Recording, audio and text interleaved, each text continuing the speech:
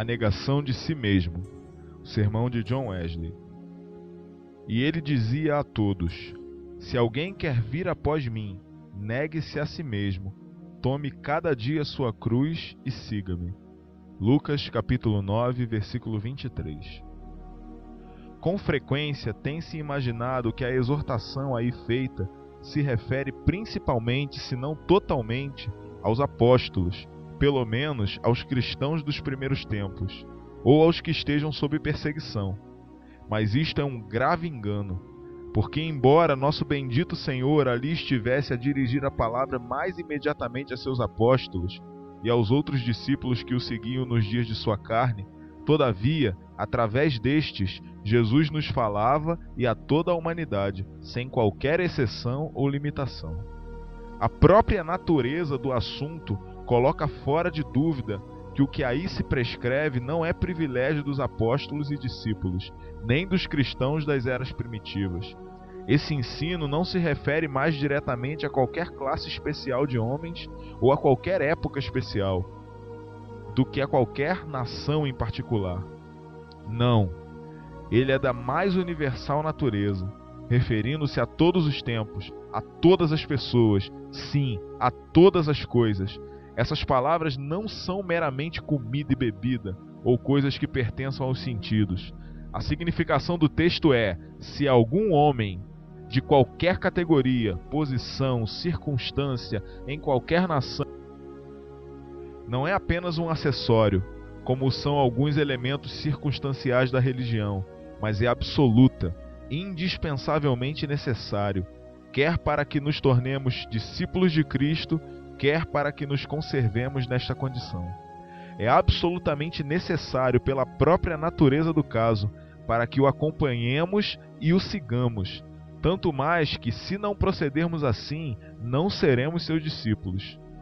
Se continuamente não negamos a nós mesmos, não aprendemos dele, mas de outros mestres. Se não tomamos diariamente a nossa cruz, não o seguimos, mas acompanhamos o mundo, ou o príncipe deste mundo, ou nossa própria mente carnal. Se não andamos pelo caminho da cruz, não estamos seguindo, não estamos andando em suas pegadas, mas estamos retrocedendo, ou, pelo menos, retardando-nos na jornada. É por esta razão que em quase todas as épocas e nações, em especial depois que a Igreja, depurada das inovações e corrupções, nelas recaiu gradualmente, tantos ministros têm escrito e falado tão largamente acerca deste importante dever, tanto em público como em exortações particulares.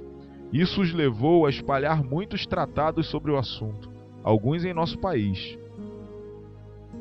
Eles sabem, tanto pelos oráculos de Deus, como pelo testemunho de sua própria experiência, quão impossível será deixarmos de negar a nosso Mestre, a não ser que nos neguemos a nós mesmos, e quão vãmente tentamos seguir aquele que foi crucificado, sem que diariamente tomemos nossa própria cruz.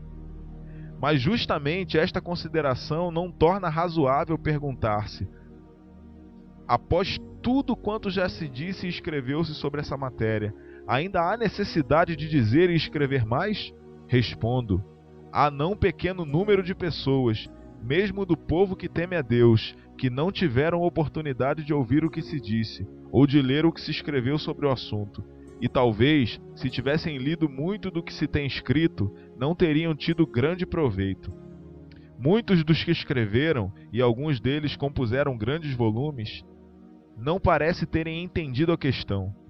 Seja que tivessem concepções imperfeitas quanto à sua verdadeira natureza, e nesse caso jamais poderiam expô-la aos outros, seja que lhe desconhecessem a devida extensão, não viram quão excessivamente amplo é este mandamento, ou não lhe sentiram a absoluta e indispensável necessidade. Outros tratam dessa matéria de modo tão obscuro, tão embaraçado, tão intrincado, tão místico, como se tivessem a intenção de ocultá-la ao vulgo, e não o intuito de explicá-la aos leitores comuns. Outros falam admiravelmente bem, com grandeza e clareza e vigor, da necessidade de negação de si mesmo, mas então ficam apenas nas generalidades, sem descer aos exemplos particulares. Sendo assim, de escasso proveito ao grosso da humanidade, aos homens de alcance e de educação triviais. E se alguns desceram as particularidades, fizeram-no tão somente em relação àquelas particularidades que não afetam a generalidade dos homens. Porque raramente ou jamais ocorrem na vida comum, como o suportar prisões ou torturas, como o abrir mão em sentido literal de suas casas ou terras, de seus maridos ou esposas, dos filhos ou da própria vida. Renúncias a que não somos chamados, nem possivelmente o seremos, a menos que Deus queira permitir que voltem os tempos da perseguição pública. Enquanto isto se dá, não conheço escritor de língua inglesa que tenha descrito a negação de si mesmo em termos claros e inteligíveis, de modo a manter-se ao nível dos entendimentos vulgares, aplicando a estes as escassas particularidades que diariamente ocorrem na vida comum. Um discurso dessa espécie ainda falta, e faltará ainda mais, porque em cada estágio da vida espiritual, embora haja grande variedade de tropeços particulares que se opõem a que alcancemos a graça ou nela cresçamos, tudo se resolve, todavia, nesses tropeços gerais, não negarmos a nós mesmos ou não tomarmos nossa cruz. Para suprir de algum modo a lacuna que existe, pretendo mostrar primeiro o que é para o homem o negar-se a si mesmo e o que é tomar a sua cruz, e em segundo lugar, que se o homem não for discípulo de Cristo, isso se dará por falta daquelas disposições. Tentarei mostrar primeiro o que é para o homem o negar-se a si mesmo e tomar diariamente a sua cruz. Este é o ponto que, dentre os demais, maior necessidade tem de ser considerado e compreendido profundamente, mesmo pelo motivo de ser, dentre todos, o mais combatido por numerosos e fortes inimigos. Toda a nossa natureza deve certamente levantar-se contra isso, mesmo em sua própria defesa. O mundo e, consequentemente, os homens que tomam a natureza, e não a graça, por seu guia, aborrecem o próprio som desse enunciado. E o grande inimigo de nossas almas, bem conhecendo sua importância, não pode fazer outra coisa senão levantar-se com todas as pedras contra aquela verdade. Mas isto não é tudo. Mesmo os que de algum modo sacudiram de si o jugo do diabo, que experimentaram especialmente nos últimos anos a obra real da graça em seus corações, ainda não são amigos daquela grande doutrina do cristianismo, embora nela tão especialmente houvesse insistido seu mestre. Alguns são tão profunda e totalmente ignorantes a seu respeito, como se sobre ela não houvesse na Bíblia uma palavra sequer. Outros se encontram ainda mais longe, tendo-se penetrado inopinadamente de seus preceitos contra ela. Tais preconceitos eles os receberam, parte de cristãos profanos, homens de suave falar e boa apresentação, a quem nada falta de piedade, exceto de poder, nada de religião, exceto de espírito, e parte dos que uma vez provaram, se é que não provam ainda, os poderes do mundo vindouro. Mas existe algum desses que nem pratica a negação de si mesmo, nem a recomenda aos outros? Estais pouco relacionados com a humanidade, se duvidais disto. Há comunidades inteiras que só não lhe declaram guerra. Para não irmos mais longe do que Londres, olhai para toda a corporação dos predestinarianos que, pela livre misericórdia de Deus, foram ultimamente chamados das trevas da natureza para a luz da fé. São eles modelos de negação de si mesmos? Quão poucos dentre eles professam mesmo praticá-la? Quão poucos dentre eles a recomendam, ou ficam satisfeitos com os que o fazem? Pelo contrário, não a apresentam constantemente sob as cores mais odiosas, como se aquilo fosse buscar a salvação pelas obras ou procurar estabelecer nossa própria justiça? E quão prontamente os antinomianos de todas as espécies, desde o adocicado morável até o violento, vociferador energúmeno, reúnem-se a gritar com sua tola e inexpressiva cantiga de legalismo e pregação da lei. Estais, portanto, em constante perigo de serdes acariciados, ameaçados ou ridicularizados por causa desta importante doutrina do Evangelho. seja por parte dos falsos mestres ou da parte dos falsos irmãos, mais ou menos abusando da simplicidade do Evangelho, se não estiverdes profundamente firmados neste. Que fervorosa oração preceda, pois, acompanhe e siga o que ides agora ler, para que isto se inscreva em vosso coração pelo dedo de Deus, de modo que jamais daí se apague. Mas, o que é negação de si mesmo? Em que devemos negar-nos a nós mesmos? E de onde parte a necessidade de o fazermos? Respondo: a vontade de Deus é a suprema, inalterável, regra para toda criatura inteligente, igualmente obrigando a todo anjo do céu e a todo homem na terra. Nem pode ser de outro modo. Este é o resultado natural, necessário, da relação existente entre as criaturas e seu Criador. Se a vontade de Deus é, porém, nossa única regra de ação em todas as coisas, grandes e pequenas, segue-se, por consequência irrecusável, que não temos de fazer nossa própria vontade em coisa alguma. Vemos aí, pois, ao mesmo tempo, a natureza, assim como o fundamento e a razão de ser da negação de si mesmo, e a negação ou a recusa de seguir nossa própria vontade pela convicção de que a vontade de Deus nos é a única regra de ação. E vemos a razão disto no fato de sermos criaturas, porque é Ele que nos fez, e não nós mesmos. Esta razão da negação de si mesmo deve prevalecer, mesmo em referência aos anjos de Deus nos céus e em relação ao homem, inocente e santo, como saiu das mãos de seu Criador. Mas uma razão ainda mais forte resulta da condição em que se encontram todos os homens, desde a queda. Todos nós agora somos gerados em iniquidade, e em pecado nossa mãe nos concebeu.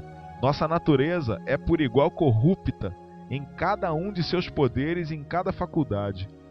E nossa vontade, igualmente depravada como o resto, está totalmente vendida para acariciar nossa corrupção natural. Por outro lado, é da vontade de Deus que resistamos àquela corrupção e a neutralizemos, não em algumas ocasiões ou em algumas coisas apenas, mas em todos os tempos e em todas as coisas. Aí está, portanto, um novo fundamento, a constante e geral negação de si mesmo. Para ilustrar um pouco mais o ponto em estudo, direi: a vontade de Deus é o caminho que leva diretamente a Ele. A vontade do homem, que uma vez correu paralelamente à vontade de Deus, é agora outro caminho, não somente diverso daquele, mas em nosso estado presente, diametralmente oposto a ele. Leva para mais longe de Deus. Se, portanto, andamos em um, devemos necessariamente deixar o outro. Não podemos andar em ambos. Na verdade, o homem de coração débil e mãos fracas pode trilhar os dois caminhos, um após outro, mas não pode palmilhar simultaneamente os dois caminhos. Não pode, a um só tempo, seguir a sua própria vontade e seguir a vontade de Deus. Deve escolher ou uma ou outra. Negar a vontade de Deus para seguir a sua própria, ou, negando-se a si mesmo, seguir a vontade de Deus. Ora, é incontestavelmente agradável, no presente, seguir a nossa própria vontade, acariciando, em todas as oportunidades que se apresentem, a corrupção da nossa natureza. Mas seguindo-a em tudo, avançamos na perversão de nossa vontade e, satisfazendo-a, aumentamos progressivamente a corrupção de nossa natureza. Assim, pela comida que seja agradável ao paladar, frequentemente aumentamos a doença do corpo. Ela gratifica o paladar, mas exacerba os distúrbios. Traz prazer, mas traz também a morte. Em conjunto, pois, o negarmos-nos a nós mesmos é negar nossa própria vontade, onde ela não se ajuste à vontade de Deus. E a negação de nossa vontade deve abranger as coisas que mais agradáveis nos sejam. É negar a nós mesmos em qualquer prazer que não decorra de Deus e não conduza a Ele. É, com efeito, recusarmos-nos a sair de nosso caminho, mesmo para a estrada deleitável e florida. Recusarmos o que sabemos ser veneno mortífero, embora agradável ao paladar. E cada um que pretenda seguir a Cristo, que pretenda ser seu real discípulo, deve não só negar-se a si mesmo, mas também tomar sua cruz. A cruz é uma coisa contrária à nossa vontade, alguma coisa que repugna a nossa natureza. Assim, tomar nossa cruz é algo mais do que a negação de nós mesmos. Sob um pouco mais alto, é a única exigência mais difícil que se impõe à carne e ao sangue, sendo mais fácil sacrificar o prazer do que suportar a dor. Ora, correndo a carreira que nos está proposta, segundo a vontade de Deus, com frequência encontramos uma cruz erguida no caminho, isto é, alguma coisa que não é agradável, mas é dolorosa, alguma coisa que é contrária à nossa vontade, que é repugnante à nossa natureza. O que se deve então fazer? A escolha é simples: ou tomarmos nossa cruz, ou desviarmos-nos do caminho de Deus, do santo mandamento que nos foi dado, se acaso não pararmos ou não regressarmos à perdição eterna. Para curar aquela corrupção, aquela enfermidade cruel que todo homem traz consigo para o mundo, comumente é necessário arrancar, por assim dizer, o olho direito, a mão direita. Tão penosa se apresenta a obra a ser cumprida, ou o meio único de a cumprir: romper, suponhamos, com um desejo insensato, com uma afeição desordenada, ou separar-se do objeto dessa afeição, sem o que ela jamais será extirpada. No primeiro caso, a extirpação de tal desejo ou afeição, quando se tenha profundamente enraizado na alma, é geralmente semelhante a um golpe de espada, sim, como a divisão da alma e espírito, juntas e medulas.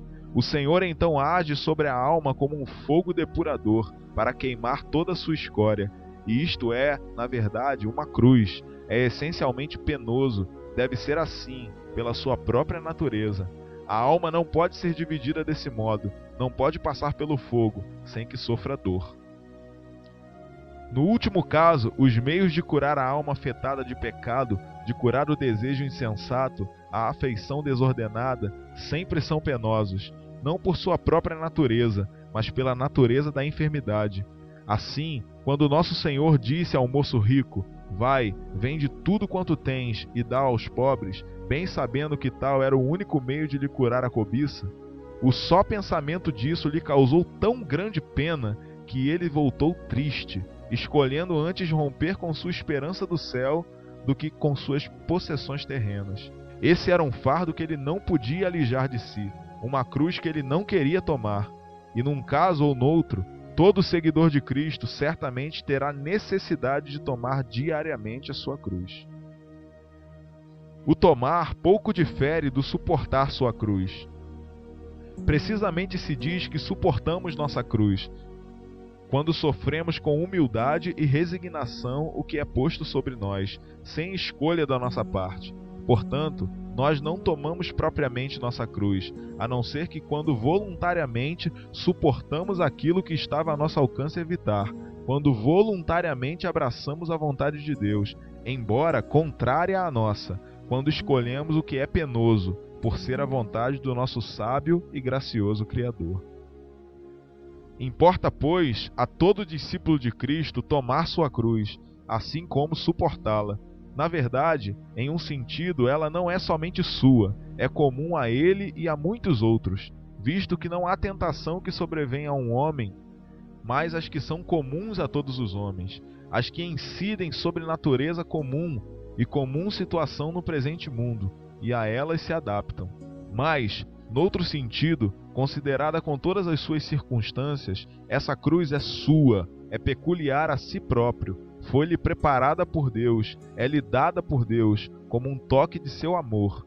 E se o homem a recebe como tal, e depois de usar dos meios que a sabedoria cristã aconselha para remover o fardo, porta-se como barro nas mãos do oleiro. Tudo é disposto e ordenado por Deus para seu bem, tanto em relação à sua qualidade, como acerca de sua quantidade e grau, sua duração e qualquer outra circunstância. Em tudo isso, podemos facilmente entrever nosso bendito Senhor agindo como médico de nossas almas, não meramente para seu prazer, mas para nosso proveito, para que sejamos participantes de sua santidade.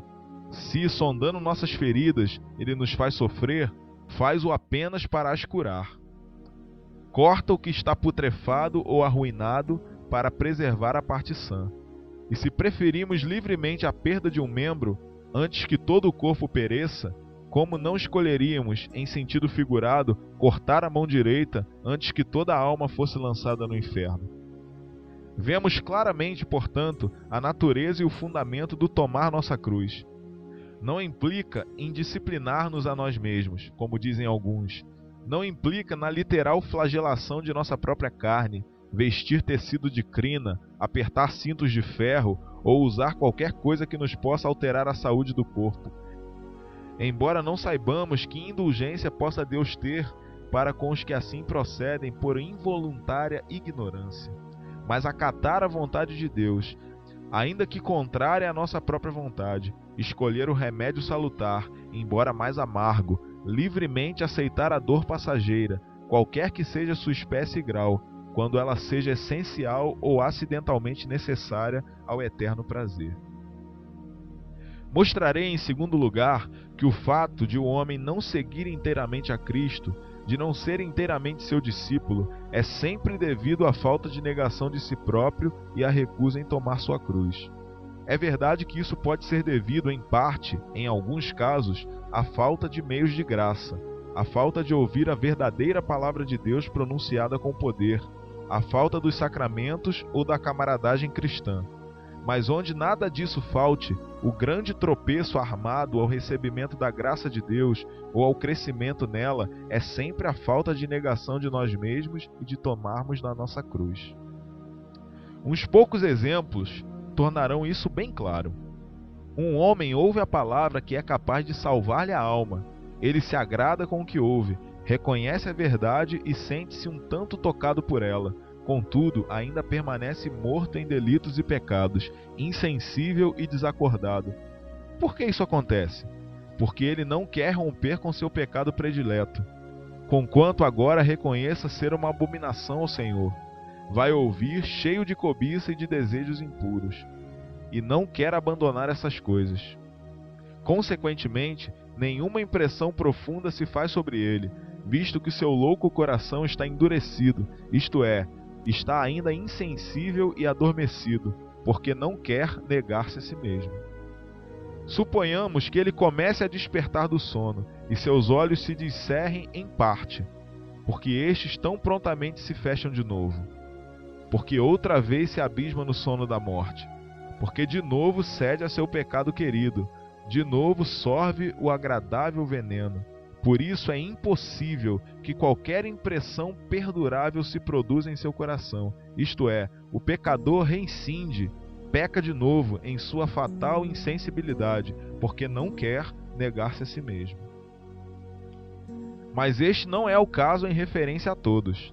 Temos muitos exemplos dos que, uma vez despertados, jamais dormem. As impressões, uma vez recebidas, não se dissipam. Não são apenas profundas, mas perduráveis. E, todavia, muitos dentre esses não acharam o que buscavam. Choram e não são consolados. Ora, por que acontece isto? Porque eles não produzem frutos dignos de arrependimento. Porque, não dando atenção à graça que receberam, não cessam de praticar o mal e não chegam a fazer o bem. Não abandonam o pecado comodamente habitual, o pecado de sua constituição, de sua educação ou de sua profissão, ou deixam de fazer o bem que podem e sabem que devem fazer, em razão de alguma circunstância desagradável que o acompanha. Isto é, não alcançam a fé, porque não querem negar-se a si mesmos ou tomar sua cruz.